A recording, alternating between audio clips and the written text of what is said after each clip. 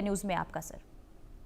Colonel Sanjeet Sirohi जी, सबसे पहला सवाल यही होगा कि एक जो नई शर्त सेपेक 2 को लेकर रखी गई है पाकिस्तान के सामने, इसका स्ट्रैटेजिक मकसद क्या हो सकता है चीन के लिए? पहली बात तो पुनीता जी, मैं आपका धन्यवाद देता हूं कि आपने अपने चैनल पे एक अहम मुद्दे पे बात करने के लिए बुलाया। जय हिंद। मैं ये जो आपने शर्तें बताई है, ये पाकिस्तान के लिए मुश्किल इसलिए है क्योंकि अभी तक पाकिस्तान जो है चाइना के साथ मिलकर चल रहा था। चाइना की और जी। पाकिस्तान की अलाइनमेंट एक थी, लेकिन ऑपरेशन सिंदूर में बावजूद इसके कि चाइना ने पाकिस्तान का पूरा मदद करी, पाकिस्तान की हथियारों से भी, इंटेलिजेंस से भी और डिप्लोमेटिकली, लेकिन उसके बावजूद जो आसिम मुनीर साहब लंच करने के लिए व्हाइट हाउस में गए, उससे पूरा का पूरा माहौल बदल गया। क्योंकि उससे ये लगा कि पाकिस्तान ने अमेरिका को बलूचिस्तान के जो रेयर मिनरल्स हैं, जिनके अंदर आपका जो है लिथियम है, बाकी जो क्रिटिकल मिनरल्स है, जिनके पीछे अमेरिका पड़ा हुआ है, और चाइना ने उनको पहले देने से इनकार कर दिया था। चाइना एक्सपोर्ट करता है क्रिटिकल मिनरल्स में, सबसे ज्यादा जो एक्सपोर्ट करता है वो चाइना करता है। तो इसलिए अमेरिका को ये लगा कि अगर टैरिफ वॉर की वजह से ये जो क्रिटिकल मिनरल्स है, इनको अगर चाइना ने हमको बंद कर दिया तो हमें कोई ना कोई दूसरी जगह ढूंढनी पड़ेगी। तो दूसरी जगह उन्होंने बलूचिस्तान में ढूंढी। इसलिए अमेरिका का रुख आप देखेंगे ऑपरेशन सिंदूर के बाद अमेरिका के साथ जो है पाकिस्तान के ताल्लुकात बहुत अच्छे हुए हैं। आसिम मुनीर साहब 2 दफे जो है अमेरिका हो आए हैं, तो उससे साफ जाहिर है कि ये चाइना को पसंद नहीं है। क्योंकि जो ये 3 शर्तें हैं, सबसे पहली सिक्योरिटी की शर्त है।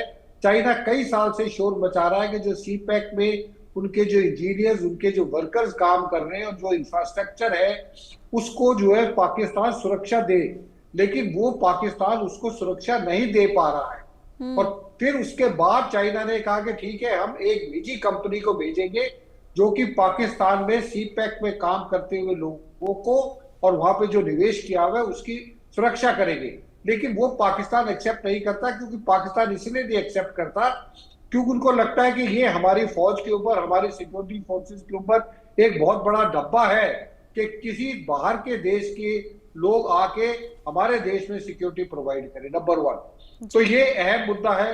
नंबर 2, जैसे आपने बताया सीपैक 2 में अफगानिस्तान के साथ, ऑल्दो चाइना की पूरी कोशिश है कि अफगानिस्तान और पाकिस्तान को लेके चले, लेकिन दोनों में जो तालिबान की वजह से या जो वहां पे जो माइग्रेंट्स है पाकिस्तान में, उनको पाकिस्तान वापस अफगानिस्तान में भेज रहा है, तो उसके लिए दोनों के ताल्लुकात ठीक नहीं है। अभी 2-3 दिन पहले ही पाकिस्तान ने ड्रोन से हमला किया अफगानिस्तान में। तो ये दूसरा कारण है जो कि पाकिस्तान नहीं कर पाएगा ये। और तीसरा जो सबसे बड़ा कारण ये है कि जहां जहां पे सीपैक 1 और सीपैक 2 चल रहा है, वहां पे अमेरिका ना आए, क्योंकि अगर अमेरिका वहां पे आ गया तो चाइना को बहुत बड़ा नुकसान होगा और पूरा एरिया में डिस्टेबिलिटी हो जाएगी, पूरे एरिया में उथल पुथल हो जाएगी। पुनीता जी ठीक है, आप बने रहिए हमारे साथ। प्रोफेसर अरविंद सिंह तेजावत भी जुड़ चुके हैं, विदेश मामलों की जानकार हैं। बहुत स्वागत है आपका सर इंडिया न्यूज पर।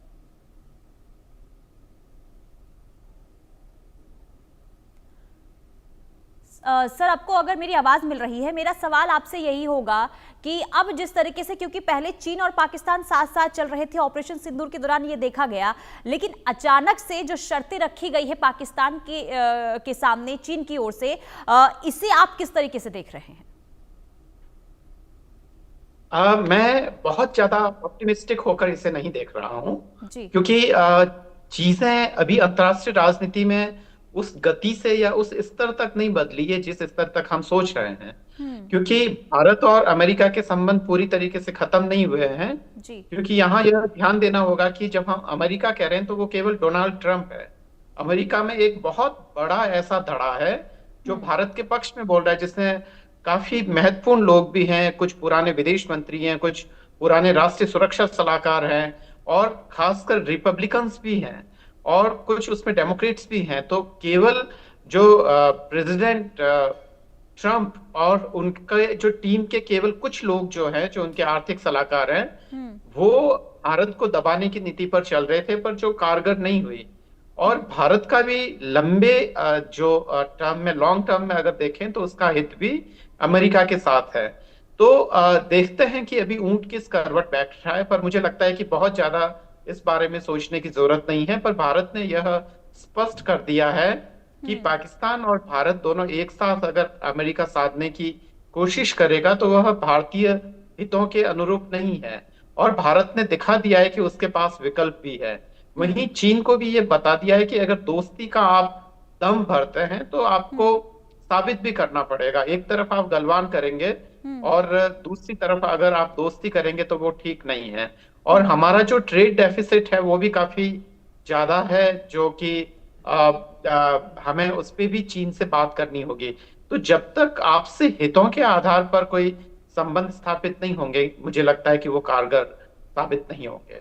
जी बिल्कुल। और इसी से जुड़ा मेरा सवाल कर्नल संजीत जी आपसे होगा, क्या इसलिए नरमी देखी जा रही है, यानी कि जो पहले हमने देखा चीन और भारत के कैसे रिश्ते रहे हैं, लेकिन एससीओ मीटिंग के बाद जिस तरीके से बदलाव हुआ है, जो नज़दीकियां चीन और भारत की बढ़ी है, क्या माना जाए कि इसका असर चीन पर देखने को मिल रहा है और यही वजह है कि शर्तें पाकिस्तान के सामने रखी गई है? क्या इससे जोड़कर देखा जाए?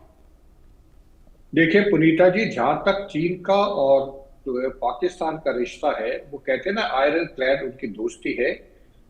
चाइना पाकिस्तान को इतनी आसानी से नहीं छोड़ेगा। पहली बात तो चाइना का बहुत पैसा सी पैक पे लगा हुआ है, तो वो जब तक अपने पैसे को वसूल नहीं करेगा पाकिस्तान को नहीं छोड़ेगा। पाकिस्तान की आने वाले दिनों में हालत बहुत खराब होने वाली है। एक तरफ अमेरिका के साथ वो जा रहा है, दूसरी तरफ चाइना के साथ बैलेंसिंग एक्ट करने की कोशिश कर रहा है।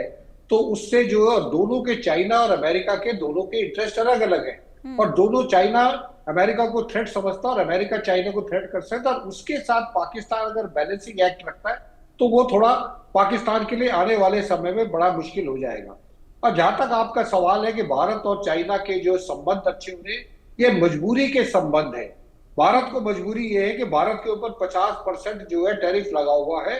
भारत को अपना जो है एक्सपोर्ट है वो डाइवर्सिफाई करना है, अपने जो पार्टनर्स है उनके ऊपर दोबारा विचार करना है कि हमारी जो पार्टनरशिप जो अमेरिका के साथ पिछले 2 दशक में हमने बहुत अच्छी पार्टनरशिप पे पहुंच गए थे, वहां पहुंचने के बाद अमेरिका ने पूरी दुनिया में अगर सबसे ज्यादा टैरिफ लगाए हैं तो भारत और ब्राजील के ऊपर लगाए हैं। और जो भयानक बनाया गया है कि ये क्योंकि हम रशियन ऑयल खरीदते हैं, वो बहाना ठीक नहीं है, जस्टिफाइड नहीं है, क्योंकि चाइना तो उससे भी ज्यादा खरीद रहा है। चाइना के ऊपर तो टैरिफ अभी तक नहीं लगे हैं, भारत के ऊपर लगे। तो ये तेल का तो सिर्फ बहाना है, सिर्फ जो डोनाल्ड ट्रंप साहब को जो वो अपनी क्रेडिट लेना चाहते थे कि पाकिस्तान और भारत के बीच जो युद्ध हुआ वो मैंने रुकवा दिया, वो भारत ने जो उनको मिलते मिलते जो नोबेल पीस प्राइज था वो उनके हाथ से निकल गया, तो वो गुस्सा उस चीज का गुस्सा है।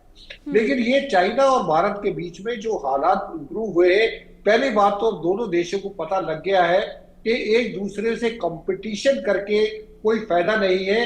अगर दोनों देश आपस में कोलैबोरेट करेंगे, मिलजुल कर चलेंगे, तो उसमें दोनों देशों को फायदा है। क्योंकि 280 करोड़ लोग दोनों देश में रहते हैं, दुनिया की 1/3 आबादी इन 2 देशों में है। तो अगर इन 2 देशों के लोगों का कल्याण करना है तो भारत और चाइना को जो इकट्ठा मिलकर चलना पड़ेगा। और ये भारत की भी समझ में आ गया और शी जिनपिंग की भी समझ में आ गया है। पर लेकिन जो मूल कारण उसका यही है कि भारत के ऊपर टैरिफ लग चुके हैं और रशिया चाइना के ऊपर लगने की उम्मीद है नवंबर में। तो इसलिए ये दोनों इकट्ठे आ रहे हैं और इसमें रूस का भी बहुत बड़ी भूमिका रही है। रूस भी चाहता है कि जो रिक था, जो एक ऑर्गेनाइजेशन थी जो बहुत दिन से ठंडे बस्ते में पड़ी है, जिसमें रशिया, इंडिया और चाइना तीनों है, वो जो है दोबारा रिवाइव हो जाए। और तीनों मिलके अगर इकट्ठे रहेंगे तो अमेरिका के साथ या वेस्टर्न वर्ल्ड के साथ हर चीज में मुकाबला करने के लिए तैयार रहे थे। तो अभी बहुत जल्दी होगा ये कहना कि भारत और चाइना के रिश्ते जो है इंप्रूव हो गए हैं, क्योंकि हम चाइना को ट्रस्ट नहीं कर सकते। हमने जब भी चाइना के ऊपर भरोसा किया है, चाइना ने हमेशा हमारे साथ जो है एलएसी के ऊपर कोई ना कोई झड़प की है। तो अभी आने वाले समय में देखा जाएगा कि होता क्या। प्रीता जी, यानी कि चाइना पे पूरी तरीके से भरोसा नहीं किया जा सकता है। अरविंद सिंह जी, क्या आप भी ये मानते हैं कि पूरी तरीके से ट्रस्ट जो है इस वक्त चाइना पर नहीं किया जा सकता है, यानी कि टैरिफ को लेकर ये जो नजदीकियां हैं वो देखने को मिल रही है? पुनीता जी, दरअसल प्रेडिक्ट करना काफी मुश्किल होता है, खासकर अंतर्राष्ट्रीय राजनीति में। जी। पर फिर भी मैं वो बात आपसे शेयर करना चाहता हूँ जो कि पारंपरिक नहीं है। अगर आप डिप्लोमेट्स या विदेश नीति विशेषज्ञों के साथ अगर आप चर्चा करेंगे तो ये पारंपरिक नहीं लगेगा और ये थोड़ा सा अलग लगेगा। पर हमें इस चीज पे गौर कर लेना चाहिए। 74 की बात है या 74 से पहले की बात है, जब इंदिरा जी सत्ता में थी। तो उस समय जो माओ थे, उन्होंने जो हमारे वहाँ के जो एम्बेसडर थे, जब वो वहां से माओ से मिले, हालांकि वो आम तौर पे बहुत कम लोगों से मिलते थे और वो पसंद नहीं करते थे किसी भी राजनयिकों से मिलना। तो जी। माओ ने कहा कि जाके इंदिरा को समझाइए कि बहुत लंबा हो गया है, हम दोनों के बीच में लड़ाई अब खत्म होनी चाहिए। और वैसे भी चीन और भारत जब तक साथ में नहीं आएंगे तब तक पूरी दुनिया का भला नहीं होगा। तो दरअसल कभी कभी कूटनीति का मतलब केवल यही नहीं होता है कि हम केवल फौरी तौर पे देखें, हम उन जी। संभावनाओं की भी तलाश कर लेनी चाहिए जहां कुछ उम्मीद निहित हो। राजीव जी के समय में नटवर सिंह जी जब थे विदेश मंत्री, तो उन्होंने चीन की यात्राएं की और लंबे समय तक जो भारत और चीन का जो बॉर्डर है वो शांत रहा है। तो दरअसल दोनों ही देशों को साथ में बैठकर डायलॉग करके ये देखना होगा कि दोनों का भला किसमें है। क्योंकि अगर हम आर्थिक और अगर सांस्कृतिक तौर पर देखें तो दोनों ही देशों में बहुत ज्यादा समानताएं हैं। और अमेरिका और भारत के हित दरअसल केवल अगर हम इंडस्ट्रियल एस्पेक्ट से देखें और अगर वह छोड़ दें, जो कि टैरिफ के बाद में वो वैसे ही खत्म होने वाले हैं, तो मुझे लगता है कि चीन के साथ एक लंबी अवधि के संबंधों के बारे में एक सही तरीके से एक दिशा निर्धारित की जा सकती है। और जी। अगर ऐसा होता है तो मुझे लगता है कि ये पूरी दुनिया ही नहीं, एशिया और तमाम मुल्कों के लिए भी ये ठीक होगा। पुनीता जी। बिल्कुल, लेकिन मैं आपसे ये भी समझना चाहूंगी अरविंद सिंह जी कि अब सीपेक 2 के कॉन्टेक्स्ट में भारत, माफी चाहूंगी, पाकिस्तान और चीन का जो रिश्ता है वो आप किस तरीके से देख रहे हैं? क्या पाकिस्तान चीन की शर्तों को मानेगा या फिर नहीं मानेगा? देखिए, जो चाइनीज एक्सपर्ट्स अगर हम उनसे बात करें, या खासकर जो ट्रांसलेटेड वर्जन है, जो खासकर जो चीनी, जो खासकर डिप्लोमेसी से रिलेटेड जो पत्रिकाएं हैं, उसमें एक अलग ही तरीके की सोच है। हालांकि वो सोच बहुत रेयर है, क्योंकि अभी जो चीन की कूटनीति का जो फोकस है वो अमेरिका है। अभी भारत उसके लिए इतना महत्वपूर्ण नहीं हुआ है। वह अफ्रीका में एक्सपेंड करना चाहता है, एशिया के बाकी मुल्कों तक वह जाना चाहता है। पर उनमें से काफी बड़े लोगों का नजरिया ये है कि दरअसल सीपेक कॉरिडोर को अगर भारत के नजदीक रखा गया है तो इसके पीछे स्ट्रेटजी ये है कि लॉन्ग टर्म में ऐसा हो सकता है कि भारत और चीन साथ आए। जो सीपेक या रोड और बेल्ट इनिशिएटिव जो पूरी दुनिया में चाइना का चल रहा है, उसमें अगर भारतीय हितों या भारतीय भागीदारी को अगर चीन सुनिश्चित करता है तो भारत को भी एक बहुत बड़ा वो जो रास्ता मिलेगा अपने माल को खपाने के लिए। दूसरा, चीन ये कह रहा है कि जिस तरीके से चाइनीज टेक्नोलॉजी ने अपना कमाल दिखाया है, वह भारत की उस क्षेत्र में भी मदद करने के लिए तैयार है। और जो खासकर जो ट्रेड डेफिसिट है उस पर भी बातचीत करने के लिए तैयार है, जिससे भारत को, और दरअसल ये ट्रेड डेफिसिट का रोना रोना भी इतना भी ठीक नहीं है। कि अगर मान लो हम एक एग्जांपल ले फार्मा इंडस्ट्री का, तो फार्मा इंडस्ट्री में भले ही भारत दुनिया में सबसे बेहतर हो, वह पूरी दुनिया को दवाइयां बेच रहा है, पर दरअसल उसके जो केमिकल्स आ रहे हैं वो तो चाइना से ही आ रहे हैं। ऐसी भारत की बहुत सारी इंडस्ट्रीज ऐसी है जो चाइना पे डिपेंडेंट है, क्योंकि पहला जो माल है वो चीन से आ रहा है। और चीन में जैसे जैसे रिचनेस बढ़ेगी वैसे वैसे जो खासकर जो सस्ता जो श्रम है वो भारत में उपलब्ध होगा। और क्योंकि भारत में स्किल लेबरर्स की प्रॉब्लम है, तो भारत के जो खासकर यूनिवर्सिटीज वगैरह है, अगर वो बेटर तरीके से एक ऑल्टरनेट देते हैं और एक नई युवाओं की खेप तैयार करते हैं, तो मुझे लगता है कि चीन और भारत दोनों साझा रणनीति के तहत आगे बढ़ सकते हैं। जबकि अमेरिका में केवल कॉर्पोरेट्स हैं, वो केवल शोषण करेंगे और उसका कोई लॉन्ग टर्म फायदा नहीं है। पर अभी फिलहाल ऐसी कोई संभावना लग नहीं रही है कि चीन और भारत साथ आ सकते हैं। पर मुझे लगता है कि उन सारी चीजों पे काम करना चाहिए। और खासकर विदेश मंत्री हमारे अगर चीन नहीं गए हैं तो कहीं ना कहीं चीनियों की उनके प्रति नाराजगी भी है। इसलिए आप देखेंगे कि मोदी साहब के साथ में जयशंकर साहब नहीं गए हैं, क्योंकि उनकी जो पिछले 20 सालों में अगर देखें तो भारत की प्राथमिकता अमेरिका रही थी और चीन की तरफ ध्यान नहीं दिया गया था। मुझे लगता है कि यह चीज हमें सोचना चाहिए। और मुझे लगता है कि एक हमारे जो चीन में पहले एम्बेसडर थे और फॉरेन सेक्रेटरी भी थे, उनके विचारों को भी अगर हम देखेंगे तो मुझे लगता है कि चीन और भारत के संबंधों को समझेंगे। हालांकि जयशंकर साहब खुद भी चीन रह चुके हैं। जी पुनीता जी। जी कर्नल संजीव जी, मैं आपसे ये समझना चाहूंगी, जो ये सुरक्षा मांगी गई है चीन की तरफ से, इसे आखिर किस तरीके से हम समझे?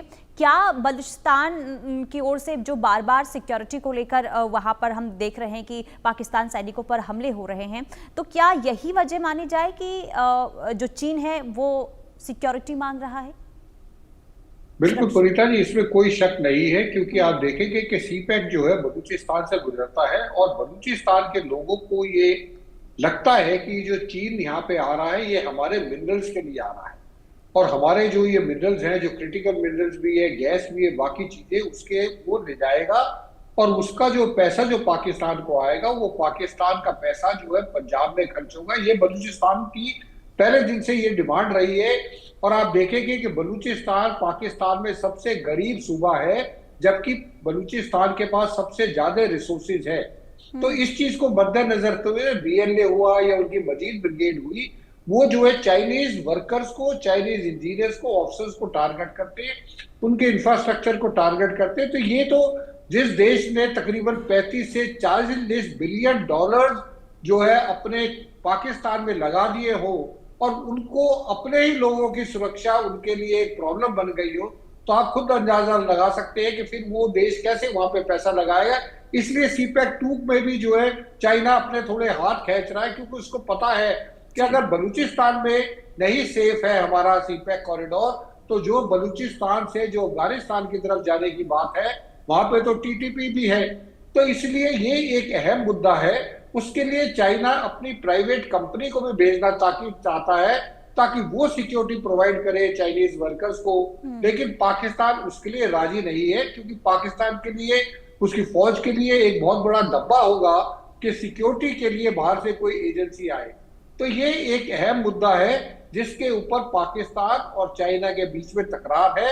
और आसिम मुनीर को जो बुलाया गया है, ये नहीं कि आसिम मुनीर को परेड के लिए बुलाया गया, आसिम मुनीर को और शहबाज शरीफ को, दोनों को जो वहां पे बुलाया गया है, वो इनको दोनों को डांट पिलाने के लिए बुलाया गया। इनको बिल्कुल नो अनसर्टेन टर्म्स इनको क्लियर कर दिया गया है कि आप या तो हमारी सुरक्षा बढ़ाओ, सुरक्षा दो, नहीं तो हम अपनी जो है प्राइवेट एजेंसीज वहां पे भेजेंगे और वो हमारे वर्कर्स को और हमारे एसेट्स को जो है सुरक्षित रखेगा। तो ये वहां पे कोई मेहमान नवाजी में नहीं बुलाया गया है, इनको जो है समझाने के लिए बुलाया गया कि आपको क्या करना है। आप अमेरिका की तरफ जो ज्यादा क्लोज हो रहे हो उसके होने की जरूरत नहीं है। और बात भी सही है, चाइना ने हमेशा पाकिस्तान का साथ दिया है, अमेरिका का क्या भरोसा है, आज साथ है, कल अगले 4 साल बाद अमेरिका फिर हाथ में हाथ पीछे कर देगा, जैसे उसने भारत के साथ कर दिया। तो America is a not a trusted partner for Pakistan, China is a trusted partner. Punita ji sir, बहुत शुक्रिया जुड़ने के लिए। अरविंद सिंह जी, आपका भी बहुत शुक्रिया, और कर्नल जी आपका भी बहुत शुक्रिया जुड़ने के लिए। तो लगातार देखिए जिस तरीके से चीन ने झटका पाकिस्तान को दिया है, इसे लेकर कई सवाल भी अब उठने शुरू हो चुके हैं। सवाल यही कि क्या जो चीन ने ये शर्तें रखी है पाकिस्तान के सामने, क्या इन शर्तों को पाकिस्तान मान जाएगा, ये भी देखना होगा। अगर नहीं मानता है तो फिर आखिर क्या असर होगा, मानता है तो इसके कॉन्टेस्ट में आखिर किस तरीके से असर पाकिस्तान पे देखने को मिलता है, तमाम ऐसे सवाल है। लेकिन 3 शर्तों को लेकर पाकिस्तान के अंदर टेंशन का माहौल जो है वो ज़बरदस्त तरीके से देखने को मिल रहा है। और यही वजह है कि अब जो पाकिस्तान के पीएम हैं और जो सेना प्रमुख हैं, उन्होंने चीन जाने की तैयारी भी शुरू कर दी है। लेकिन दोनों की जो तल्खियाँ, दोनों देशों के बीच जो तल्खियाँ देखने को मिल रही है, इसका असर कैसा होगा, किस तरीके से देखने को मिलेगा, ये देखना काफ़ी अहम है।